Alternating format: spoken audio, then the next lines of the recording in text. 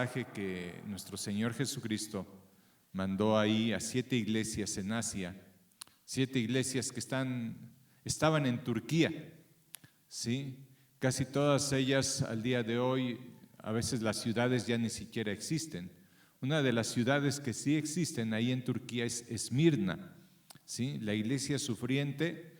Esta ciudad todavía existe, pero hay otras ciudades como Laodicea que fue arrasada por temblores y por guerras, y el día de hoy solamente hay ruinas.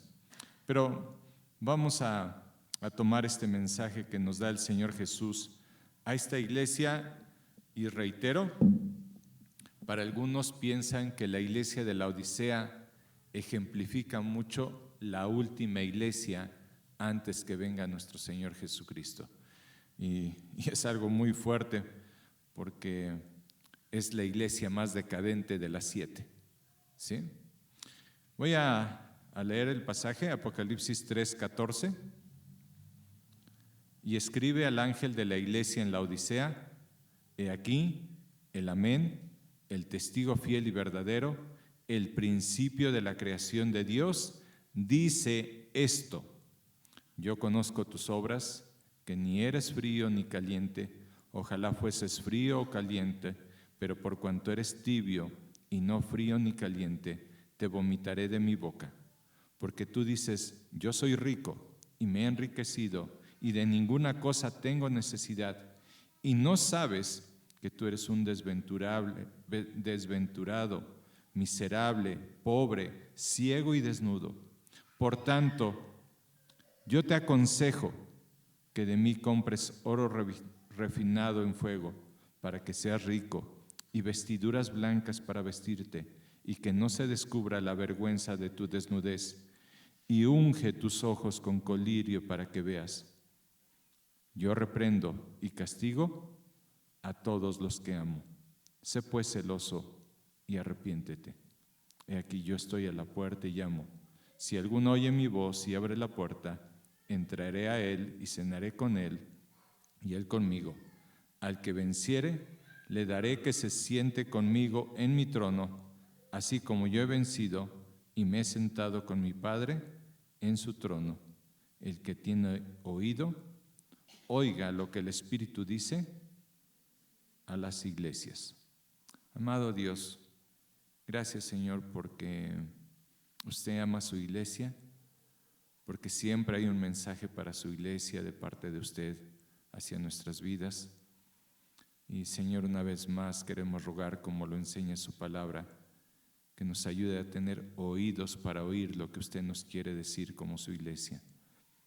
Señor, sé que no todos estamos, no la iglesia, todos están en la misma condición. Y quizás hay cosas diferentes en cada familia, en cada creyente. Pero gracias porque usted, que es soberano y conoce todo lo que hay en el corazón de cada uno de nosotros, puede hablar en lo particular a cada uno.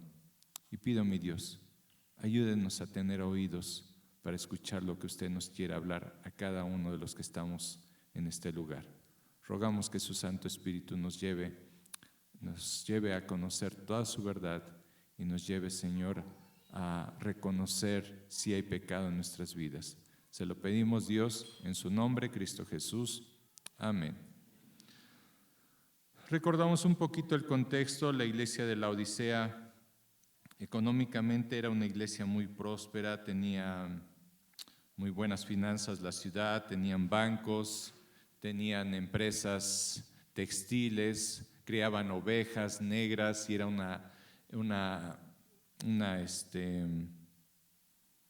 ¿cómo se llama la de las ovejas? Una lana muy especial y muy codiciada. Y hacían textiles especiales, ropas muy elegantes, ¿sí? Y aunado a esto había una escuela de medicina en Laodicea, había excelentes doctores, había una piedra especial en este lugar que la pulverizaban y la mezclaban con sustancias y hacían un colirio especial. Este colirio lo exportaban a muchos lugares, ¿sí? Porque era muy bueno para limpiar los ojos y ayudar a la vista de las personas. Y esta situación, como vimos afectó un tanto a la vida de la iglesia, porque era una iglesia económicamente muy poderosa y les llevó a una condición de autosuficiencia, porque a veces lamentablemente la condición material puede afectar la condición espiritual y dejarse ser afectados por ello. Y el Señor, que conocía la condición de la iglesia, pues les habla con toda sabiduría y con toda verdad de la condición. Y Él dice, habla el testigo fiel, el que les va a decir la verdad, ¿sí? Ahí no hubo suposiciones si esto era real o no en la vida de la iglesia. Era una verdad lo que Jesús atestiguó en contra de la iglesia en la Odisea.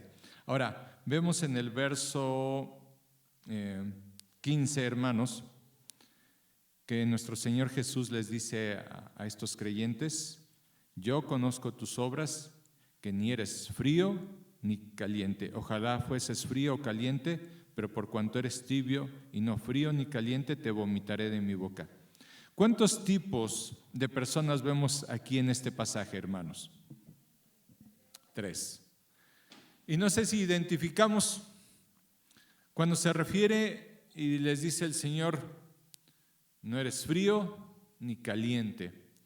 ¿A qué se refiere el Señor Jesús cuando se refiere a una persona fría? ¿Lo han pensado, lo han reflexionado, lo han escuchado? ¿A qué se refiere? ¿Sí?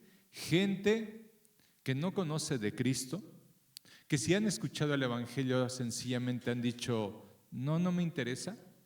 En el taller, cuando he compartido el Evangelio con algunos compañeros, sencillamente me dicen, mira, está bien, yo respeto lo que tú crees, pero yo no creo eso. Y siguen viviendo en su vida de inmoralidad, y tienen 2 mujeres, o se emborrachan, o prueban drogas, y sencillamente es gente que están ajenos a la vida de Dios. No quieren nada, sencillamente en ellos no hay una hipocresía de decir, pues mira, sí me gustaría y yo quisiera creer y dan una apariencia. No, sencillamente es gente que están fríos en su corazón, ajenos a Dios. Ese es el primer tipo de personas. Y luego dice el Señor, ojalá fueses frío o fueses ¿qué? Caliente. ¿A qué se refiere con una persona caliente hablando espiritualmente en la vida de la iglesia? Y vamos a Romanos 12:11 para que nos ayude a entender un poquito mejor este término que ocupó nuestro Señor Jesús para algunos que están en las iglesias y que se refiere al Señor Jesús como gente que está caliente, que está avivada en su vida espiritual. Y dice Romanos 12:11, cuando está hablando el apóstol Pablo de la vida cristiana y cómo hay que vivirla, dice Romanos 12:11, en lo que requiere diligencia, no perezosos, y fíjense esta palabra, fervientes en espíritu. ¿Sí? Entendemos el término fervientes en espíritu. Y ese es el tipo de creyentes a los que se está refiriendo el Señor Jesús como calientes. Una persona que es ferviente en espíritu, una persona que se goza y ama al Señor. Hace un momento entonamos este último canto y una frase que se repite y que está muy hermosa y que dice, mi deleite está en ti. Y yo quisiera preguntarte, más allá de que lo cantamos, hago esta pregunta, ¿tú alguna vez en oración le has dicho, Dios, usted es mi deleite?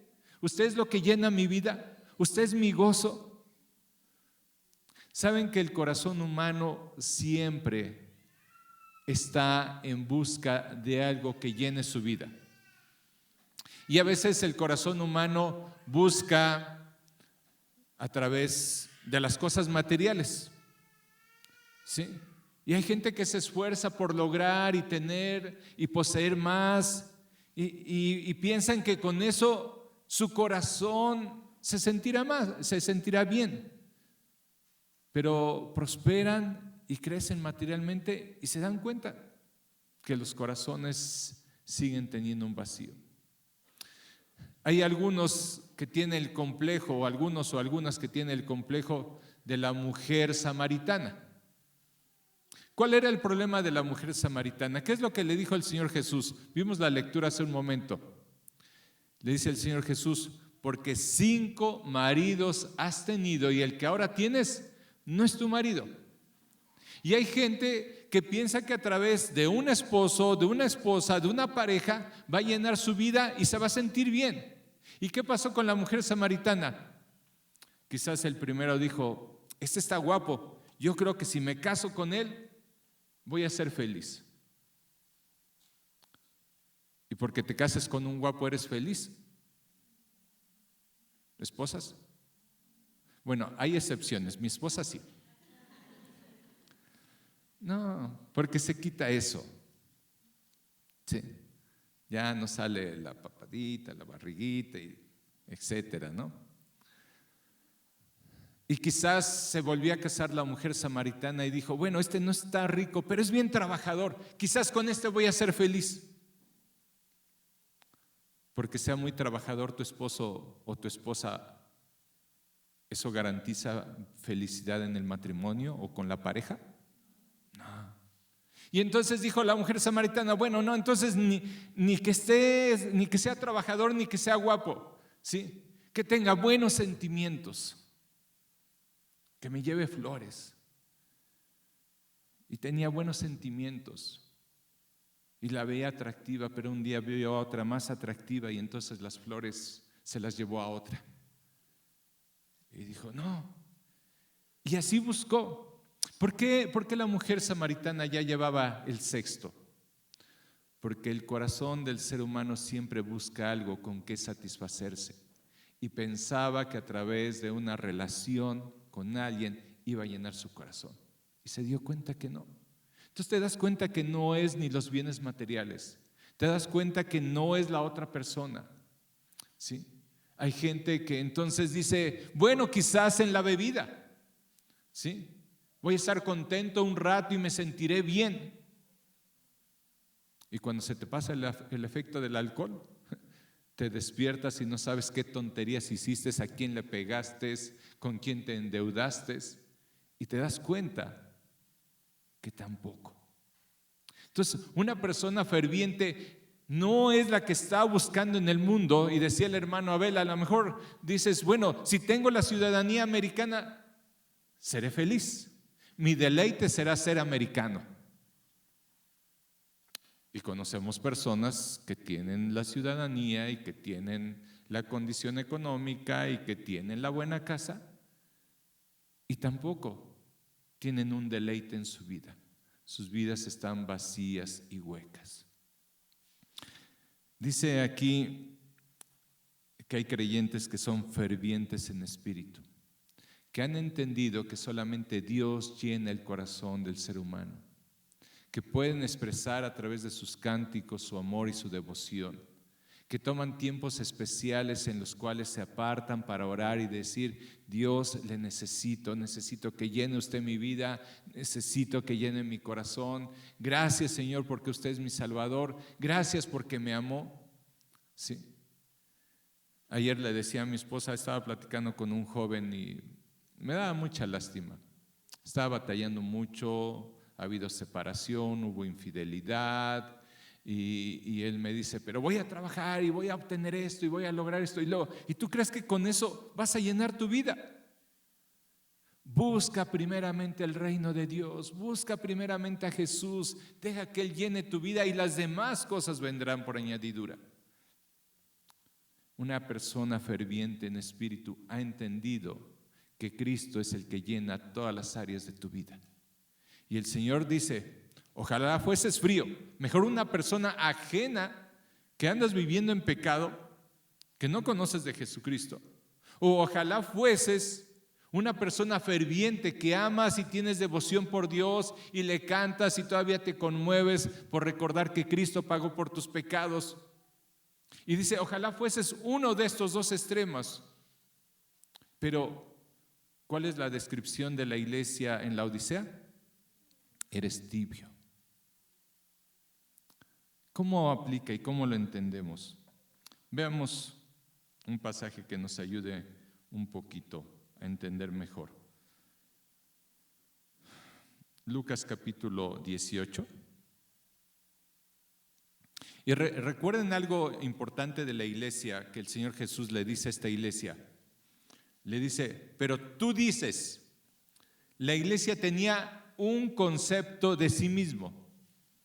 Y Jesús le dice, pero tú dices que tú eres rico, que tú estás bien, que no tienes necesidad, que tu vida está bien.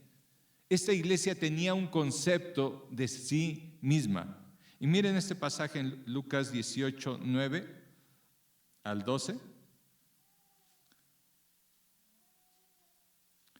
Está hablando nuestro Señor Jesús, o bueno, el relato bíblico habla de lo que va a hablar nuestro Señor Jesús. Y dice, a unos que confiaban en sí mismos, ¿cómo qué? Como justos. ¿Y qué hacían? Y menospreciaban a los otros. Dijo también esta parábola. ¿Sí? Y el Señor Jesús, conociendo perfectamente el corazón del ser humano, habla esto. 2 hombres subieron al templo a orar. Uno era fariseo y el otro publicano. El fariseo, puesto en pie, oraba consigo mismo de esta manera: Dios, te doy gracias porque no soy como los otros hombres, ladrones, injustos, adúlteros, ni aun como este publicano. Ayuno 2 veces a la semana, doy diezmos de todo lo que tengo. ¿Cómo era este fariseo? Tenía un concepto de sí mismo. ¿Cuál era su concepto? Yo no soy como este publicano. Yo no soy como estos que han traicionado a la patria y andan cobrando impuestos. Yo soy una buena persona. Yo no soy un adúltero. Yo no soy un ladrón. Sí. Tenía un concepto de sí mismo. ¿Conocía la palabra de Dios? ¿Conocían la ley los fariseos? Sí, eran maestros, conocían perfectamente el Antiguo Testamento, lo que Dios les había dicho. Era gente religiosa, se vestían de vestiduras blancas, se sentaban en los primeros lugares, levantaban su mano y decían, mira, ¿cuánto doy? Vean, yo no soy como los demás. ¿Sí? Y miren, regresamos tantito a Apocalipsis, capítulo 3. Veamos si se asemejan los de la iglesia de la Odisea a este fariseo. Verso 17. Porque tú dices, ¿sí? ¿Qué está diciendo el Señor Jesús? Tú tienes un concepto de ti mismo. Tú dices, yo soy rico. Y no solamente hablaba materialmente la iglesia, sino decía o pensaba que su condición espiritual era buena. Tú dices, estás bien y me he enriquecido y de ninguna cosa tengo necesidad. Su concepto de la iglesia es que estaban bien delante de Dios. ¿Qué pensaba el fariseo? Yo estoy bien delante de Dios. Yo tengo buenas obras, yo ofrendo. Yo no ando con otras mujeres, yo no ando emborrachándome. Pero eso le justificaba delante de Dios. Y miren el contraste en el verso 17 en estas 2 palabras. Apocalipsis 3:17. Porque tú dices, yo soy rico, me he enriquecido y de ninguna cosa tengo necesidad. Y miren esta frase, y no sabes que tú, ¿sí? Entonces, ¿ven el contraste? Porque tú dices y tú no sabes. Tú dices tu concepto, pero tú no sabes lo que es la realidad de tu vida. Y ahí viene un problema muy serio entre lo que yo digo de mí y lo que Dios sabe de mí. La iglesia sabía que tenía un concepto equivocado de sí mismos, ¿no? ¿Cuál es la peor mentira? la que tú te dices a ti mismo y te convences de tu condición.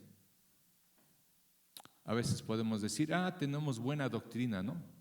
No somos como otras iglesias que tienen falsas enseñanzas, que andan diciendo que la salvación se pierde, que andan haciendo esto o lo otro.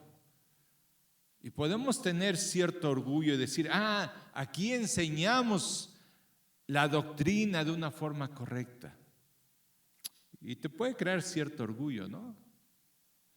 Pero es de que se llevan desayunos, es que se trabaja con los niños, es que se tiene campamentos. Qué bueno, no es que sea malo. Pero tú puedes entrar dentro de ese concepto de la iglesia y decir, yo estoy bien, miren lo que hace mi iglesia. Pero aquí, hermanos, Dios habla en lo particular a cada persona. ¿Sí? Porque una iglesia está constituida de personas. Platicábamos el día martes con los matrimonios y hacíamos esta pregunta: ¿podrá estar bien un matrimonio sin estar bien espiritualmente? O sea, puedo decir, bueno, Dios, estoy bien contigo, te amo, Dios, te canto, doy mi ofrenda. Mira, no soporto a mi esposa, no soporto a mi esposo, pero yo estoy bien, Dios. ¿Podrá ser estar bien con Dios y no estar bien en el matrimonio? ¿Podrá ser posible? Dice el Señor, si no amas a tu prójimo que lo ves, ¿cómo dices que me amas? Entonces Dios, nuestro Señor Jesús, lo dice muy claramente. Si tú no estás bien con tu esposo, con tu esposa, dice 1 Pedro, tus oraciones son estorbadas. No te puedo escuchar si no has arreglado la situación con tu esposo, con tu esposa. Pero recuerden otra vez el contraste. Pero tú dices y tú no sabes. Tú dices tu concepto, tú no sabes lo que es la verdad. Y ya lo hemos dicho, ¿no? Quisiéramos ir al doctor a que nos diga mentiras y nos diga, estás muy bien, no te preocupes, estás sano. Y quizás estás en una enfermedad terminal. Agradeceríamos que nos solapen y nos apapachen y nos digan, no te preocupes. Nuestro Señor Jesús, recuerden la frase que va a seguir al siguiente texto: yo amo a la iglesia. Y porque la amo, sí, les digo lo que es la verdad. Hay personas que hoy en día expresan que esto es algo negativo. Hablar de disciplina, hablar de llamar la atención es algo negativo. Y saben, hermanos, esto es lo más positivo que puede haber. Expresarle a alguien la condición real de su corazón. Sí. Y ya lo que decía este hermano John Hoss, prefiero decirte una verdad que te hiera a una mentira que te mate. ¿Sí? ¿Qué preferimos escuchar? ¿Que nos apapachen y nos digan que estamos bien? El Señor le está diciendo, no estás bien, iglesia, y tienes que saber la condición real de tu corazón. Seguimos. En esta vida de tibieza, hermanos, muchas veces hay gente que se han acostumbrado a estar en una iglesia, que escuchan la palabra de Dios, que cantan, que son religiosos, pero en su vida de indiferencia hacia Dios, cada día esta tibieza espiritual los lleva a una práctica de pecado. Y en vez de arrepentirse, se van alejando más y más del Señor, hasta que llegan a un momento de apostasía. La tibieza es un paso antes de la apostasía. ¿Por qué se aparta una persona de la iglesia? Y sí, es de que allá hay pura hipocresía, y es que allá estas gentes hacen esto y miran todas las cosas que están mal, porque ciertamente todavía estamos en la carne y luchamos contra el pecado, pero su justificación es todo lo que los demás hacen. ¿Y en qué acaban? Apartándose de la iglesia. porque la condición de su corazón no es de una persona que ama a Jesucristo y que se esfuerza porque Dios trate con su propia vida. Y llegan a la apostasía. Pero hay creyentes, como lo expresa el apóstol Pablo en Romanos 7, 23 al 24. Lo leemos.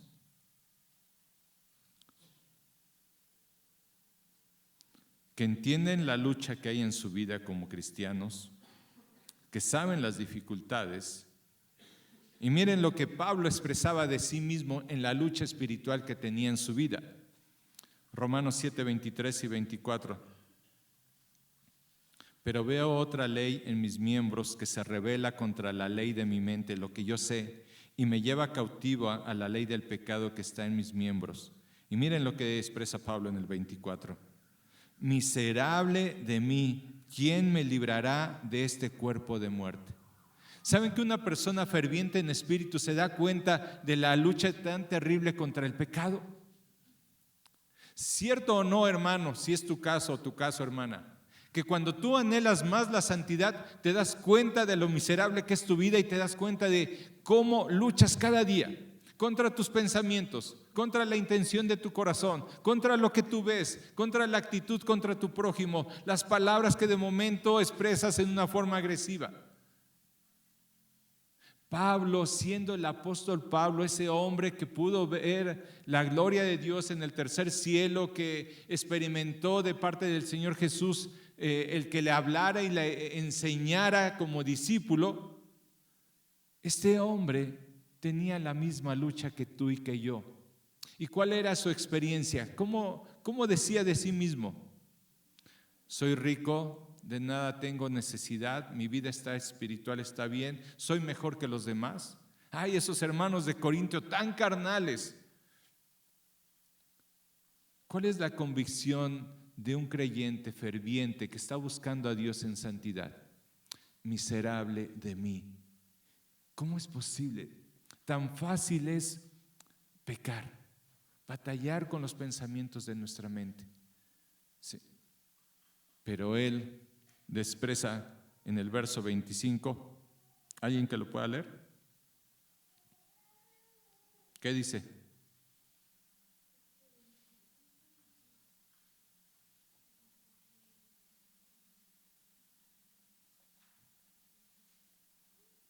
Pero veo otra ley en mis miembros que se rebelan contra la ley de mi mente y que me llevan cautivo a la ley del pecado que está en mis miembros. 25. Gracias doy a Dios por Jesucristo Señor nuestro. Así que yo mismo con la mente sirvo a la ley de Dios, mas con la carne a la ley del pecado. ¿Quién nos puede ayudar a vivir en victoria sobre el pecado? Dice el apóstol, más gracias doy a Dios por Jesucristo.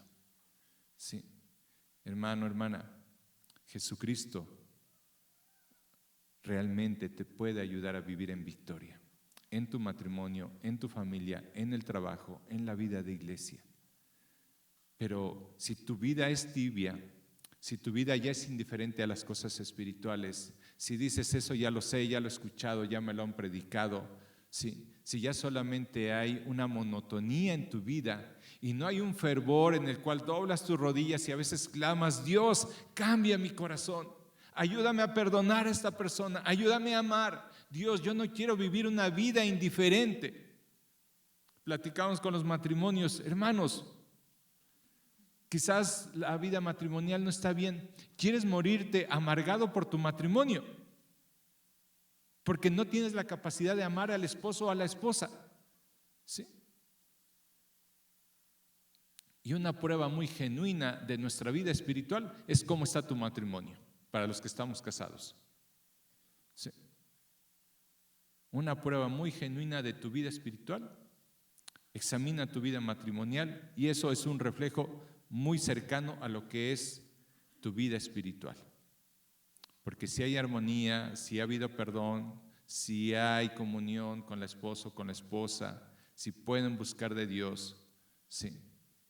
es muy probablemente que esa es la condición espiritual. Pero si ni siquiera, si ya puedes tener trato con tu esposo, con tu esposa, si ha habido un alejamiento, si ya no se pueden tolerar, hermano, hermana, no te engañes.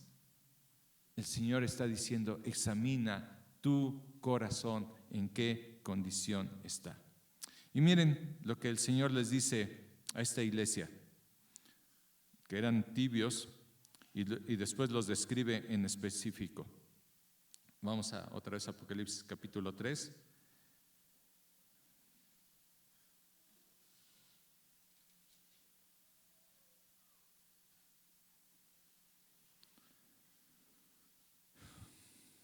Y les dice en el verso 17, porque tú dices, yo soy rico, me he enriquecido y de ninguna cosa tengo necesidad, y no sabes que tú eres un desventurado, miserable, pobre, ciego y desnudo. ¿Qué significa la palabra desventurado, hermanos?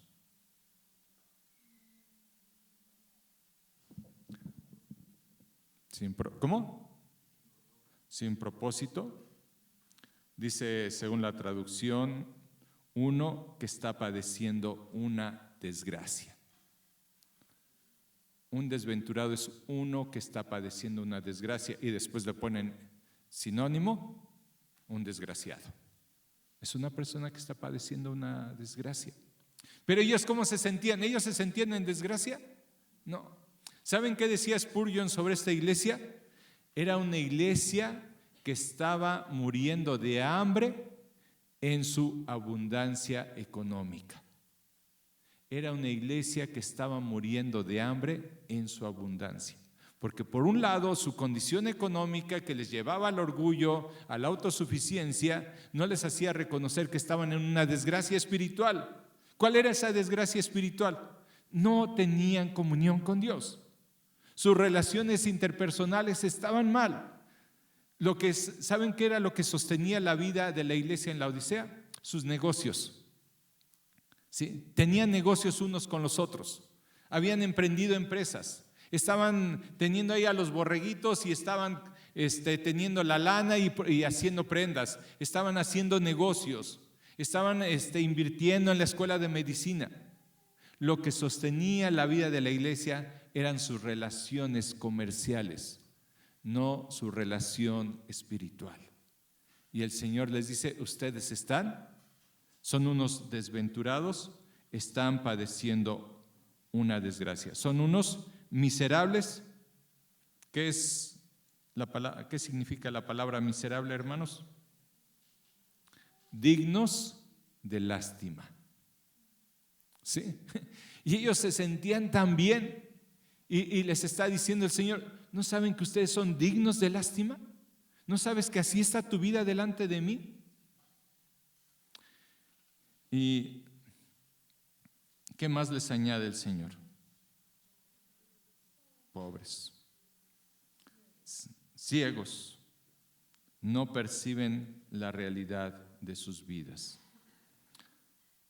Ahora, hermanos, ante esta condición de la iglesia, y ya lo he dicho de las iglesias que hemos visto, estas cartas se leyeron.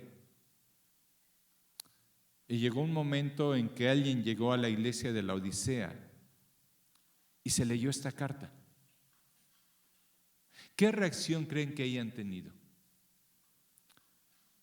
Imagínense, era una iglesia orgullosa, autosuficiente, y de momento dicen, oye, ¿qué crees? El Señor Jesús ha revelado una carta para esta iglesia, así como fue en Éfeso, en Esmirna, en Pérgamo, en Tiatira, Filadelfia, Sardis. Les llegó tarde o temprano la carta. ¿Cuál creen que hayan sido su reacción de los creyentes en la Odisea? ¿Cómo reaccionarías? ¿Cómo reaccionaríamos ante palabras fuertes sobre lo que es nuestra vida? ¿Cuál es la reacción?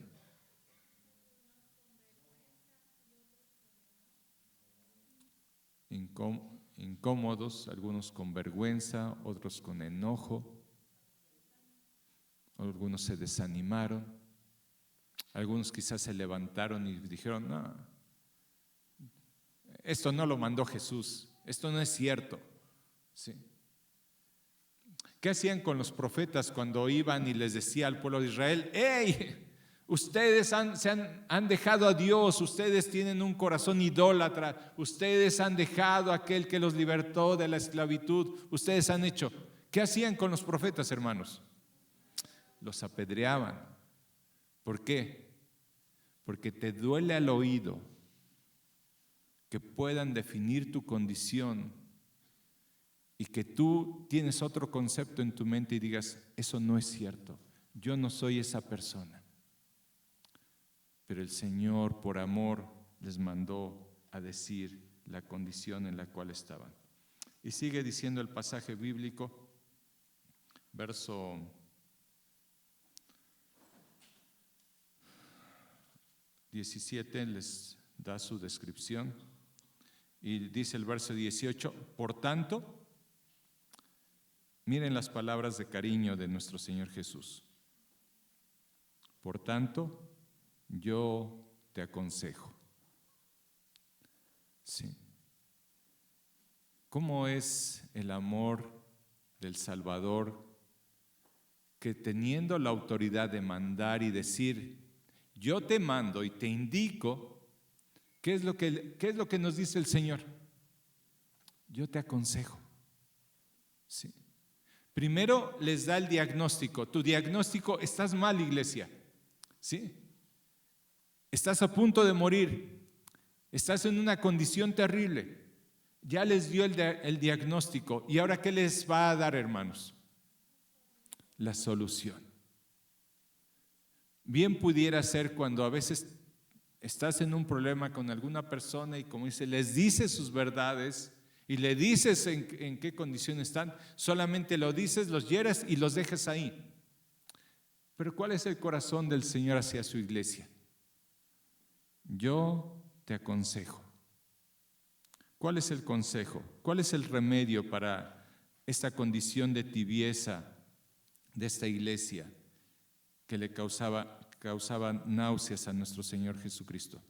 Yo te aconsejo que de mí compres oro refinado en fuego. Y la pregunta es, hermanos, ¿podemos comprarle algo a Dios? ¿Tenemos los recursos para comprar algo? Sí. Hace 8 días en la lectura que teníamos de los varones, estábamos en las mentiras que los hombres creen. Y una de las mentiras, y decía ahí la pregunta, que el ser humano muchas veces cree que puede ganarse el favor de Dios. Y creemos que podemos comprar el favor de Dios. ¿Es cierto o no es cierto que algunas personas lo creen? ¿Cómo creen que pueden comprar el favor de Dios? ¿Cómo? Con obras, ¿sí? Si hago buenas obras, ¿sí? Si ayudo a mi prójimo, si me pongo un nopal y me voy de rodillas ahí a la villita, ¿sí? Si hago esto o lo otro, podré comprar el favor de Dios. Ahora el Señor les da un mandato, ven y cómprame oro refinado. ¿Qué es lo que significa? Y vamos a ver primeramente el aspecto, ¿le podemos comprar algo a Dios? Vamos a Isaías 55, verso 1, hermanos.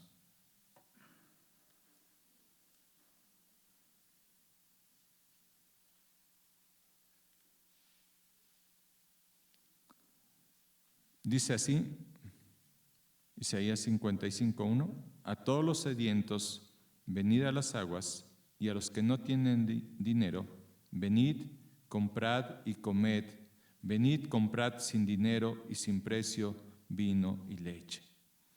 A los sedientos, a los que tienen necesidad de satisfacer su alma, ¿cuál es el llamado del Señor? Ven y compra conmigo. Pero dice, pero no tienes dinero. ¿Cómo le podemos comprar algo al Señor? ¿Cómo podemos comprar esta agua, hermanos, que sacie nuestra sed? ¿Cómo? Reconociendo nuestra pobreza. Señor, no tengo nada que ofrecer. Con nada podría pagar el perdón por mis pecados. No tengo nada que te pueda dar. Y el Señor les dice, ven y cómprame. ¿Sí? pero sabemos que ni aunque ahorráramos millones en esta vida podríamos comprar el perdón de nuestras almas, porque ese perdón tuvo un valor eterno. Habíamos pecado contra el Dios eterno y Él nos dice, pero ven y pídeme. ¿Y qué nos manda a comprar? Hermanos, oro refinado. ¿Y esto a qué se asemeja en la palabra de Dios? Job 23:10.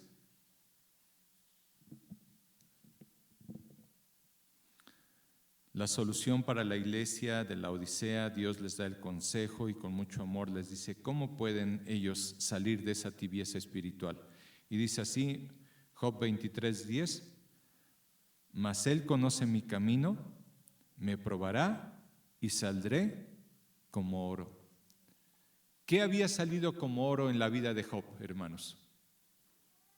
Después de todo su sufrimiento, de haber padecido enfermedad, de que perdió su familia, que perdió sus bienes económicos, que aún su propia esposa llega y le dice, mira, maldice a Dios y muérete porque nuestra situación es terrible. ¿Qué es lo que permaneció en la vida de Job? Que fue purificado. Su fe.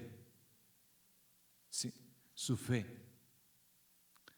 Después de que José es vendido por sus hermanos, traicionado, difamado de que había acosado a una mujer, lo habían olvidado en la cárcel y todo lo que había pasado en la vida de José, ¿por qué no se amargó? ¿Por qué no se apartó de Dios y dijo, mira Dios, yo estoy creyendo en ti y mira cómo me va? ¿Qué dice al último José? Porque yo sabía que todo esto que me estaba pasando, Dios lo usaría para bien de mi vida. ¿Qué no falló en la vida de Job? ¿Qué no falló en la vida de José? ¿Qué no falló en la vida de Daniel cuando le dijeron, si no dejas de orar a tu Dios y oras a esta imagen, te vamos a echar al foso de los leones? ¿Qué no falló? Su fe. ¿Por qué no falló su fe? Porque era real, era genuina. Miren lo que dice la palabra de Dios en 1 Pedro 1:7.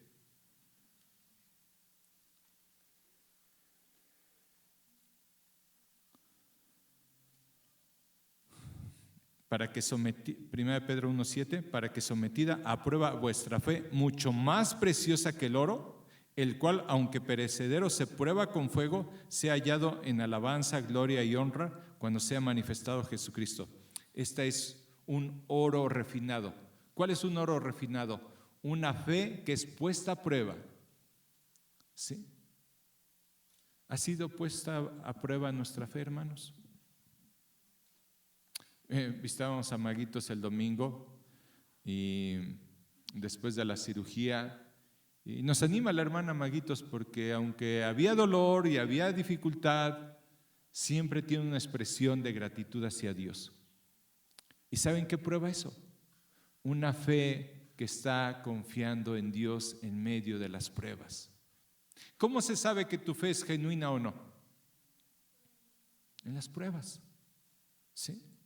Cuando viene esa noticia que te da temor recibir, cuando viene ese diagnóstico, cuando viene ese problema en el trabajo, ¿cómo reaccionamos ante ello?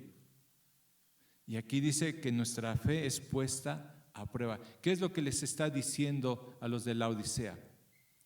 Compren esta fe, adquieran de mí esta fe, crean en mí, iglesia de la Odisea. Yo puedo hacer obra en su corazón. Sí. Y ahí viene entonces el tema de lo que habíamos preguntado. ¿Serían creyentes genuinos o no serían creyentes genuinos? Algunos sí, y se había enfriado su vida espiritual, y algunos posiblemente no eran creyentes, solamente eran religiosos de toda la vida, y el Señor les está diciendo, crean en mí. ¿Sí? Ese oro refinado es una fe que va a perseverar en medio de las tribulaciones y en medio de todo tiempo. ¿Por qué no te alejas de Dios, hermano Luis?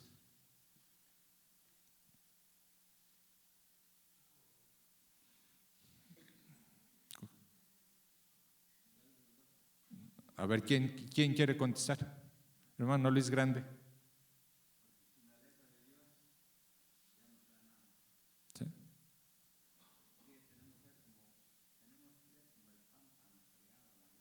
¿Sí? Es difícil la situación, mi hermano, la imposibilidad de tener tu libertad de caminar, de hacer cosas. ¿Sí? ¿Y dónde está tu refugio? ¿Sí? Y sé que así, como mi hermano César, cuando le dieron un diagnóstico de cáncer, pudo haber dicho, bueno, ¿y dónde está mi Dios, no? ¿Por qué no me cuidó? ¿Por qué no evitó un diagnóstico así? ¿Sí? O cuando hemos tenido problemas en el trabajo, Dios, ¿por qué me permites padecer? ¿Qué dice el Señor? Tu fe está siendo puesta a prueba. Y hay muchos que ante la aflicción dirán, mejor me aparto. Pero el Señor dice, ven y confía en mí. Ten una fe como un oro refinado. Porque un día, hermanos, eso que está en nuestro corazón será exhibido delante de Dios y Él manifestará las intenciones de nuestro corazón. ¿Cuál es la solución para esta iglesia tibia, indiferente? Ven a mí con todo tu corazón y créeme. Ese oro refinado es una fe que es puesta a prueba y persevera y sigue adelante. ¿Sí? Y decía Job, aunque Dios me mate, seguiré confiando en Él. Por eso a Job se le conoció en su momento y Dios lo describió como el hombre más justo en la tierra. ¿Por qué? Porque su justicia venía de su fe en Dios, no de sus obras naturales, sino de esa fe en Dios. ¿Qué más le pide a la iglesia que hagan? Que compren oro refinado. ¿Qué más? Que se pongan vestiduras blancas. Y esto va en contraste con toda la elegancia que tenían de esa lana negra con la cual hacían vestiduras textiles muy hermosas a grandes precios, con los cuales se vestían y podían manifestar a la gente, miren cómo me he visto, ¿no? Vean mi elegancia, vean mi condición. Y miren lo que dice Zacarías capítulo 3, verso 3 y 4. Rápidamente vamos a concluir. Zacarías capítulo 3, versos 3 y 4. Y Josué estaba vestido de vestiduras viles y estaba delante del ángel. Y habló el ángel y mandó a los que estaban delante de él, diciendo, quitarle esas vestiduras viles. Y él le dijo, mira que he quitado de ti tu pecado y te he hecho vestir ropas de gala. ¿Cuáles eran sus vestiduras viles de Josué, aquí el sacerdote? Eran sus buenas obras, era su conducta humana normal aparte de Dios. ¿Y cómo le llama el Señor? Vestiduras viles. Y le dijo, mira, he quitado tu pecado, ¿sí? Que eran sus vestiduras viles, y te he hecho vestir ropas de gala. ¿Cuáles son esas ropas de gala, hermanos?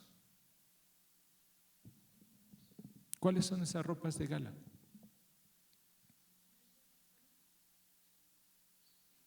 ¿Cuál es la vestidura que delante de Dios, la que nos ponemos en una fiesta, y delante del Señor, cuáles son esas vestiduras de gala, hermanos? La justicia de nuestro Señor Jesucristo. ¿Sí?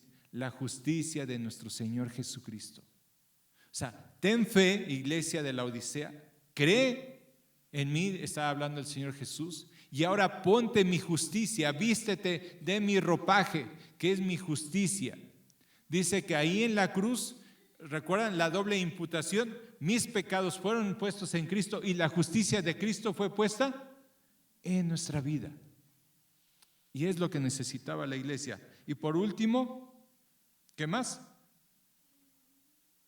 ¿Qué necesitaba la iglesia? Colirio para que veas bien, para que tengas una percepción correcta de la realidad. Vamos a Efesios 1, 17 y 18, hermanos.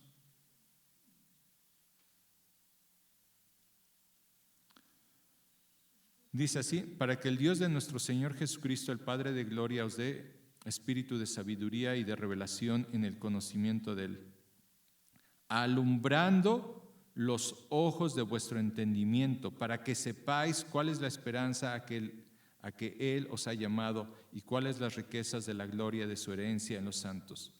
¿Qué tenemos que pedirle a nuestro Dios? Alumbra nuestros ojos con entendimiento. Ayúdanos a ver las realidades de esta vida. A veces pensamos que entendemos la vida. Les digo que me decía este joven ayer, y lo voy a lograr, dice, voy a hacer un negocio y voy a prosperar, porque la otra pensó que porque no tenía dinero no le podía dar una buena vida. Y le digo, tus ojos están cegados, tú crees que el materialismo es lo que te va a satisfacer y le vas a demostrar a la otra persona que porque ahora lo que posees puedes tú ser una mejor persona por tus bienes materiales. Y saben una cosa, a veces estamos cegados de lo que es mejor para nuestra vida y de lo que nosotros creemos. Sí. Y el Señor dice, pídeme, yo alumbro los ojos de tu entendimiento, te hago entender lo que genuinamente es mejor para tu vida. Vamos a la última parte.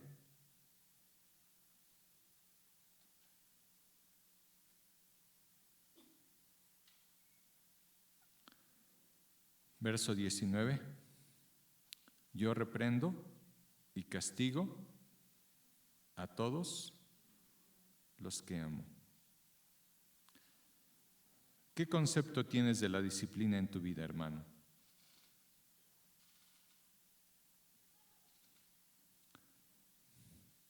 ¿Qué es lo que tú piensas con respecto a la disciplina en el hogar, a la disciplina en la iglesia? ¿Qué es lo que tú piensas? Hoy en día hay leyes que ya hasta te dicen que si tú le pegas a un niño, en nuestro país todavía no aplica, pero tanto, ¿no? Pero en otros países sí. Nos decía Ges, mi sobrino que está en Alemania, que, por ejemplo, él cuando va a disciplinar a sus niños por rebeldes, por desobedientes, no lo puede hacer públicamente porque sí lo pueden arrestar. Que a veces lo que hace es, pues los lleva a un cuarto, una habitación, y ahí le da al niño sus varazos por su rebeldía, porque quiere que sus hijos sean obedientes.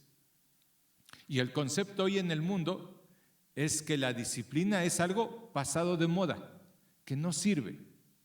¿Sí?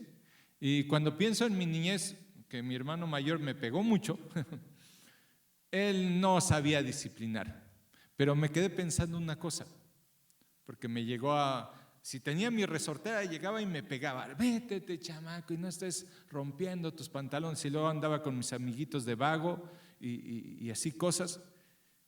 Y aunque él no supo disciplinarme conforme a los principios de la palabra de Dios, estaba yo pensando cuántas veces el miedo a que él me pegara evitó que yo hiciera ciertas cosas. ¿Sí? Porque yo sabía que si mi hermano me encontraba en la calle, ¿sí?, me iba a pegar y pegaba, bueno, como niño se me hacía algo despiadado. Pero ¿saben una cosa? Ese miedo a la disciplina o al golpe, que no, como les digo, no es la forma correcta, me ayudó como niño a no hacer ciertas cosas que después daban tristeza y vergüenza, pero ayudó. Y miren, Proverbios 23:13, hermanos.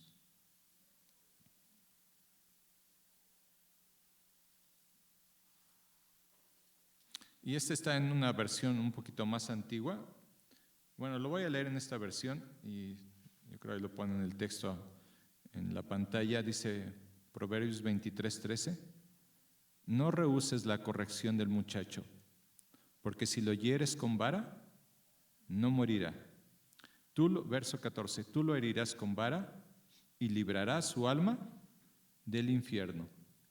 Verso 15, hijo mío, si tu corazón fuere sabio, también a mí también se me alegrará el corazón. Verso 16, mis entrañas también se alegrarán cuando tus labios hablen cosas rectas. Vemos aquí, hermanos, en el consejo de Dios, que una disciplina que aún puede herir y causar daño, dice el verso 14, ¿cómo dice en la otra versión? El 14, lo castigarás con vara, y aquí dice, tú lo herirás con vara. ¿Cómo dice el Señor ahí en el verso, qué era el 19, 20, el que leímos el último de Apocalipsis?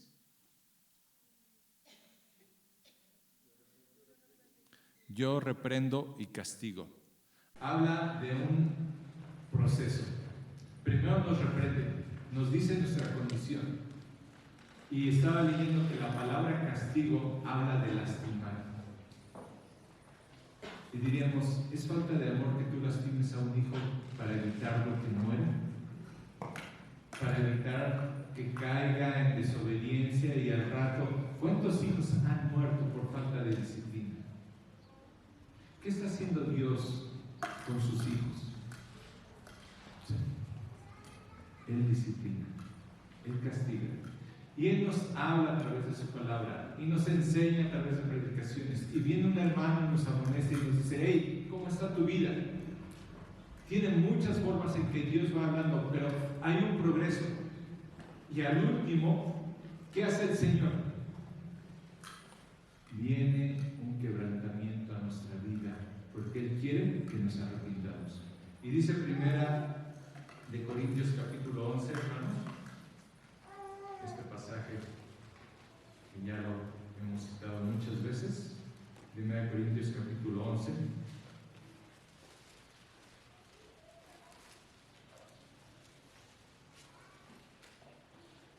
verso 29, porque el que come y bebe indignamente sin discernir el cuerpo del Señor, juicio come y bebe para sí, por lo cual hay muchos enfermos, y puede ser enfermedad física, enfermedad espiritual. ¿Por qué? Porque no se examinaron a sí mismos y debilitados entre vosotros, o viviendo una vida como cristianos de tibieza, y aún muchos duermen. La disciplina del Señor puede llegar hasta el punto de llevarse tu vida de esta tierra. Sí, ¿verdad? Entonces, la disciplina es una muestra de amor de Dios hacia nuestras vidas. Sí. En el concepto de la palabra de Dios, sí. Y Él lo hace porque busca el bienestar de nuestra vida. Pero recordemos el contraste. Pero tú dices y tú no sabes. Tú dices que eres así y tú no sabes que eres un miserable, pobre, ciego, desventurado, miserable. Sí. Entonces, hermanos, y oraba por este mensaje en la semana. Dios, usted conoce el corazón de cada uno de nosotros, y lo comentaba la semana pasada. Quizás aquí hay creyentes de Esmirna. ¿Cuáles son los de Esmirna? Están sufriendo, pero perseveran y dicen, yo sigo adelante. Sí, es difícil mi situación, sí estoy padeciendo esta enfermedad, sí mi economía no es lo que yo quisiera, sí tengo dificultades en mi casa con los que me quieren poner el pie para que yo pueda seguir de Jesucristo, pero sigo adelante. Hay creyentes de Filadelfia, fieles a Dios, y que Dios les abre puertas y siguen sirviendo. O hay creyentes de Éfeso que han perdido su primer amor y siguen trabajando solamente por la apariencia y porque vean que lo pueden hacer. O puede haber creyentes de la Odisea en esta iglesia que a Dios les causa náusea y que dice, Señor, pero yo te amo aún así y yo quiero que cambie esa condición de tu vida. Y dice la última parte, hermanos,